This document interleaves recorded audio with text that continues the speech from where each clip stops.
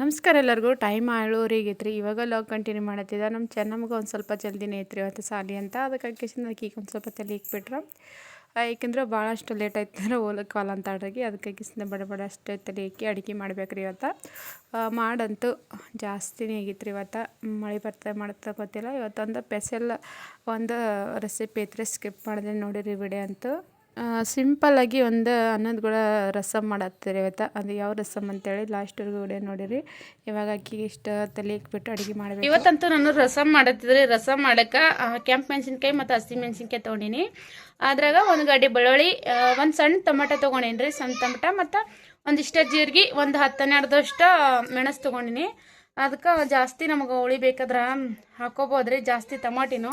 ಯಾಕಂದರೆ ಇದಕ್ಕೆ ಒಂದು ಸ್ವಲ್ಪ ಇದು ಹುಣಸೆ ಹಣ್ಣು ಮಿಕ್ಸ್ ಮಾಡ್ತೇವಲ್ರಿ, ಹಾಗಾಗಿ ಕೆಸಿಂದ ನಾನು ಕಮ್ಮಿನೇ ಹಾಕಿದ್ದೆ ಟಮಾಟಿ. ಇದಿಷ್ಟ ಹುಣಸೆ ಹಣ್ಣು ರೀ, ಜಾಸ್ತಿ ಏನೋ ಹುಣಸಿನ್ಕಾಯಿ ಹಾಕಿಲ್ರಿ ನಾನು. ಹುಳಿ ಜಾಸ್ತಿ ಇರ್ತೈತೆ ಹುಣಸಿನ್ಕಾಯಿ, ರುಚಿ ಇದ್ರೆ ಜಾಸ್ತಿ ಹಾಕೋಬೋದು. ಒಂದು ಸ್ವಲ್ಪ ಹುಳಿ ಜಾಸ್ತಿ ಇದೆ ಅಂತೇಳಿ ಕಮ್ಮಿನೇ ಹಾಕಿನಿ. ಇದಿಷ್ಟು ಮಸಾಲೆ ಈಗ ಒಂದು ಸಲ ಮಿಕ್ಸರ್ದಾಗ ರುಬ್ಬಬೇಕಿರೋದು. ಅದಕ್ಕೆ ಒಂದು ಸ್ವಲ್ಪ ಮಿಕ್ಸರ್ದಾಗ ಹಾಕೊಂಬರ್ತೀನಿ. ರಸಮ್ ಮಾಡ್ಬೇಕಾದ್ರೆ ಮೊದಲ ಕೊತ್ತಂಬರಿ ಇದ್ದಿರ್ಬೇಕ್ರಿ, ಯಾಕಂದ್ರೆ ಕೊತ್ತಂಬರಿ ಹಾಕಂಗಿಲ್ಲ ನಾನು. ಹಾಕಿಸಿಂದ ಇದ್ರಾಗ ಕೊತ್ತಂಬರಿ ಸ್ಕಿಪ್ ಮಾಡೀನಿ ನಾನು. ಬೇಕಾದ್ರೆ ಯಾರು ಹಾಕಿರ್ತಾರ, ನಾನಂತೂ ಯಾವುದಕ್ಕೆ ಭೀ ಕೊತ್ತಂಬರಿ ವಾಪರ್ಸಂಗಿಲ್ಲ. ಇವತ್ತು ರಸಮ್ ಮಾಡ್ಲಿಕ್ಕೆ ತೊಗೊಂಡಿದ್ದು ಇದಿಷ್ಟೇ ರೀ. ಜೀರಿಗೆ, ಲವಂಗ, ಕೆಂಪು ಮೆಣಸಿನ್ಕಾಯಿ ಮತ್ತು ಹಸಿ ಮೆಣಸಿನ್ಕಾಯಿ, ಒಂದು ಗಡ್ಡೆ ಬೆಳ್ಳುಳ್ಳಿ, ಟಮಾಟಿ, ಅದಿಷ್ಟ ಹುಣಸೆ ಹಣ್ಣು. ಇದಿಷ್ಟು ಮಿಕ್ಸರ್ಗೆ ಹಾಕ್ಬಿಟ್ರೆ ರಸಮ್ ಮಾಡಬೇಕಾದ್ರೇನು ಒಂದು 5-10 ನಿಮಿಷದಾಗ ತಿಡೀರಿ ಅಂತೇಳಿ ಸಾಂಬಾರು ಮಾಡ್ಕೋಬೋದ್ರಿ ನಾವು. ಜಾಸ್ತಿ ನಾನು ಅಷ್ಟೊಂದು ವಿಡಿಯೋದಾಗ ನಾನು ಅಪ್ಲೋಡ್ ಮಾಡಿದ್ದಿಲ್ಲ, ಯಾವಾಗ ಭೀ ಮಾಡಿರ್ತೀನಿ ರೀ ರಸಮ. ಅದರ ಮಾಡಿ ನೋಡ್ರಿ ಇವತ್ತು ಎಷ್ಟಾಗ್ಯದ. ಮಳೆ ಬಂದ್ರೆ ಅಂತೂ ಏನು ಕಮ್ಮಿನೇ ಇಲ್ಲ. ಅದರ ಮಳೆ ಅಂತ ಅಷ್ಟು ಮಾಡಿದ್ರೆ ಭೀ ಮಳೆ ಬರಲಾಗಿತ್ತು. ಏಕೋ ಇವತ್ತು ಒಂದು ಸ್ವಲ್ಪ ಏನು ಬಂದ್ರೆ ಬರ್ತದೆ ಮಳೆ. ಅದಕ್ಕೆ ಕೆಸಿಂದ ಬಿಸಿ ಬಿಸಿ ಅನ್ನ ಮತ್ತು ರಸಮ್ ಸಾಂಬಾರು ಮಾಡ್ಬೇಕು ಅಂದ್ಕೊಂಡಿನಿ. ಇವಾಗ ಇದಿಷ್ಟು ನಾವು ಬೆಳ್ಳುಳ್ಳಿ ಸುಲ್ದಿಲ್ರಿ ನಾನು, ಹಂಗೆ ಹಾಕತ್ತಿದ.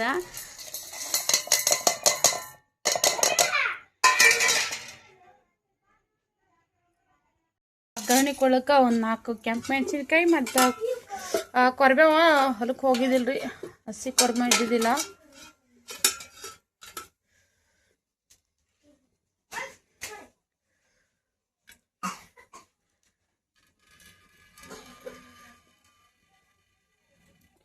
ಇವಾಗ ಇದಕ್ಕೆ ಒಗ್ಗರಣೆ ಕೊಡತ್ತೀರಿ. ಯಾಕಂದ್ರೆ ತಳ ಎಲ್ಲ ಹೊತ್ಬಿಟ್ಟಿತ್ತು. ಒಂದು ಸ್ವಲ್ಪ ಎಣ್ಣೆ ಹಾಕ್ಲಾರ್ದೆ ಕೈಲಿಕ್ಕಿಟ್ಟಿದ್ದು ಬಗೋಣಿ. ಇದಕ್ಕೆ ಸಾಸಿವೆ ಅದು ಏನು ಹಾಕಂಗಿಲ್ರಿ ನಾನು, ಯಾಕಂದ್ರೆ ಮಸಾಲೆದಾಗೆ ಜೀರಿಗೆ ಹಾಕಿನಲ್ರಿ. ಇದಕ್ಕೇನು ಸಾಸಿವೆ ಏನೆಲ್ಲ ಹಾಕೋದು ಬೇಡ.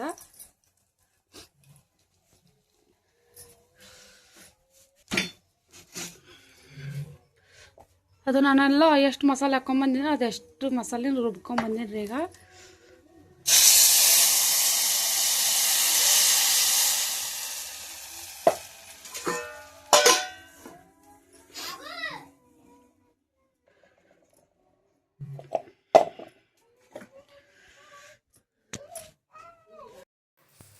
ಇವಾಗ ಒಂದು ಸಲ ಅದಕ್ಕೆ ಪಾಣೆ ಕೊಟ್ಟಿದ್ರಿ. ಪಾಣೆ ಕೊಟ್ಟಿದ್ಮೇಲೆ ಒಂದು ಸ್ವಲ್ಪ ನೀರು ಹಾಕಿಸಿಂದ ಅದೆಷ್ಟು ಚಟ್ನಿ ನಾನು ರಸಮ್ಮಿಗೆ ಬೇಕಾಗಿರೋಂಥದ್ದು ಮಸಾಲೆ ಎಲ್ಲ ರುಬ್ಬಿಟ್ಟಿದ್ನಲ್ರಿ, ಅದೆಷ್ಟು ಮಸಾಲೆ ಕುದಿಯೋ ತನಕ ಅಂತೇಳ್ಕೆಸಿಂದ ಒಂದು ಸ್ವಲ್ಪ ಕುದಿಸ್ಬಿಟ್ಟು.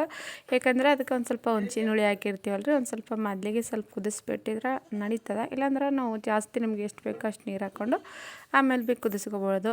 ಇದು ರಸಮ್ ಮಾಡಬೇಕಾದ್ರೆ ಒಂದು ಸ್ವಲ್ಪ ಹುಣ್ಸಿನ ಹುಳಿ ಕಮ್ಮಿನೇ ಹಾಕಿರ್ಬೇಕ್ರಿ. ಸ್ವಲ್ಪ ಸಾಂಬಾರು ಮಾಡಬೇಕಾದ್ರೆ ನಾನೊಂದು 3-4 ಜನಕ್ಕೆ ಆಗೋಷ್ಟು ಸಾಂಬಾರು ಮಾಡತ್ತಿದ್ದೆ ನಾನು. ಇದು ಅನ್ನದ ಕೂಡ ರೀ, ರೊಟ್ಟಿ ಕೂಡ ನಡೀತದೆ. ಆದರೆ ಒಂದು ಸ್ವಲ್ಪ ಬಿಳಿ ಅನ್ನದ ಕೂಡ ಅಂತೂ ಭಾಳಷ್ಟು ಸ್ಪೆಷಲ್ ರಸಮ್ ಆಗಿರ್ತದೆ ಅದು. ಈ ಥರ ಚಪಾತಿ ಕೂಡ ಅಲ್ಲಿ ರೊಟ್ಟಿ ಕೂಡ ಅಲ್ಲಿ ಎಷ್ಟೊಂದೇನಿದೆ ಅನ್ಸಂಗಿಲ್ಲ.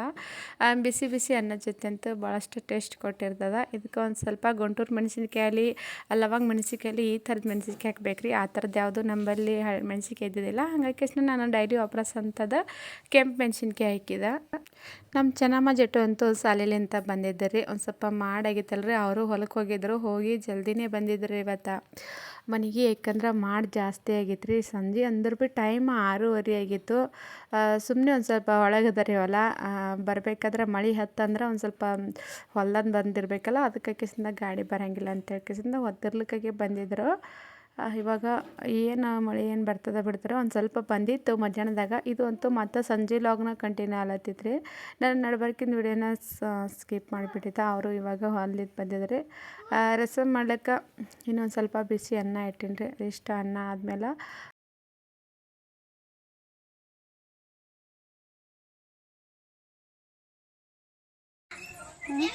ಓ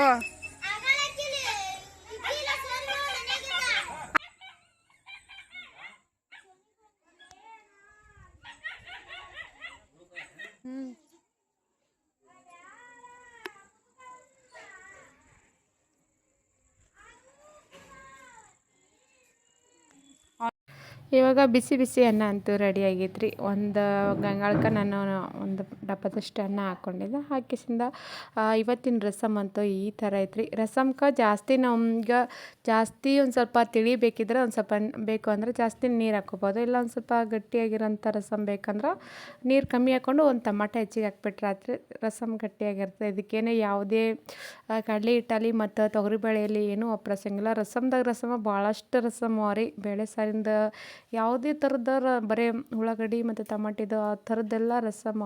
ನಾನು ಇದು ಸಿಂಪಲ್ ಆಗಿರೋಂಥದ್ದು ರಸಮ್ ಮಾಡಿದ್ರಿ. ಈ ರಸಮ್ ಮಾಡಬೇಕಾದ್ರಂತೂ ಜಾಸ್ತಿ ಟೈಮೇ ಹತ್ತಂಗಿಲ್ಲ. ಒಂದು ಸ್ವಲ್ಪ ಒಂದು 5-10 ನಿಮಿಷದಾಗ ರಸಮ್ ರೆಡಿ ಆಗಿಬಿಡ್ತದೆ ರೀ. ಇವತ್ತು ಈ ವಿಡಿಯೋನ ಇಲ್ಲಿಗೆ ಎಂಡ್ ಮಾಡಾಕತ್ತೀನಿ ರೀ. ಇವಾಗ ಒಲೆ ಮೇಲೆ ಒಂದಿಷ್ಟು ಬೇಳೆ ಹಾಕ್ಬೇಕು ಅನ್ಕೊಂಡೀನಿ ರೀ ಕುಕ್ಕರ್ಗೆ. ಅಂದ್ರೆ ಬಗುಣಿ ಒಳಗೆ ಹಾಕಿದ್ರೆ ಜಲ್ದಿ ಕುದಿಯಂಗಿಲ್ಲ. ಏನೋ ಗ್ಯಾಸ್ ಮೇಲೆ ಕುಕ್ಕರ್ದು ಹಾಕಿದ್ರೆ ಒಂದು ಸ್ವಲ್ಪ ಜಲ್ದಿ ಕುದಿರ್ತಾವೆ. ಒಂದು ಹುಂಚಿ ಪಲ್ಯ ಮತ್ತು ಒಂದು ಪಾಲಕ್ ಪಲ್ಯ ತೊಗೊಂಡಿದ್ನಲ್ಲ ರೀ, ಅದಕ್ಕೆ ಹಾಕಿಸಿಂದ ಒಂದು ಸ್ವಲ್ಪ ಬೇಳೆ ಹಾಕ್ತಾರೆ ಅದ್ರಾಗ ಚಂದ ಆಗ್ತದೆ. ಅದಕ್ಕೆ ಹಾಕಿಸಿಂದ ಒಂದಿಷ್ಟು ಬೇಳೆ ಹಾಕತ್ತಿದ್ದೆ.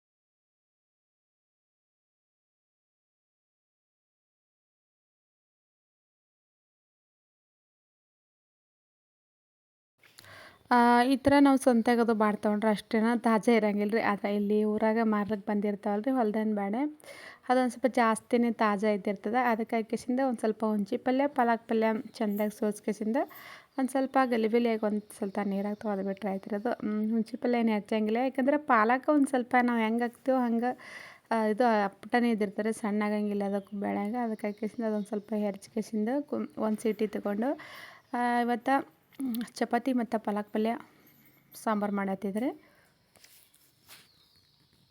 ಆ ರಸಮ್ ಮಾಡಿರೋಂಥ ವಿಡಿಯೋನ ನೋಡಿರ್ಬೋದು ರೀ. ನಾನು ಲಾಸ್ಟ್ ಎಂಡ್ವರೆಗೂ ವಿಡಿಯೋ ಎಂಡ್ ಮಾಡ್ತೀನಿ ಅಂತ ಹೇಳಿದೆ.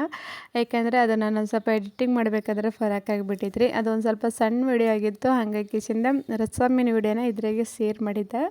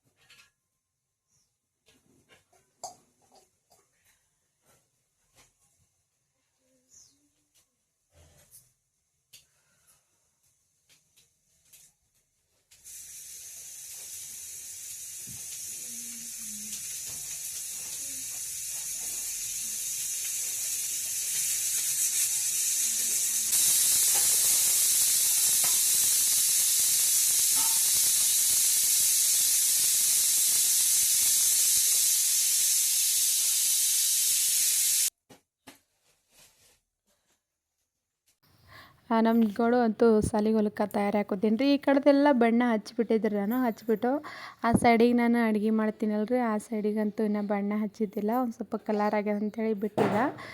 ಇನ್ನೊಂದು ಸ್ವಲ್ಪ ಅದ್ರ ಕೂಡ ಮಿಕ್ಸ್ ಮಾಡೋಕೆ ಕೇಸರಿ ಕಲರ್ ತಂದು ಕೇಸಿಂದ ಅದಿಷ್ಟು ಹಚ್ಬಿಟ್ಟು ಮತ್ತು ಒಂದು ಸೈಡ ಪತ್ರೆ ಅವಲ್ಲ ರೀ, ಪತ್ರೆಗೆ ಇಷ್ಟು ಬಣ್ಣ ಹಚ್ಬಿಟ್ರೆ ಇದು ಅಡುಗೆ ಮನೆ ಕಂಪ್ಲೀಟ್ ಆಯ್ತು ರೀ.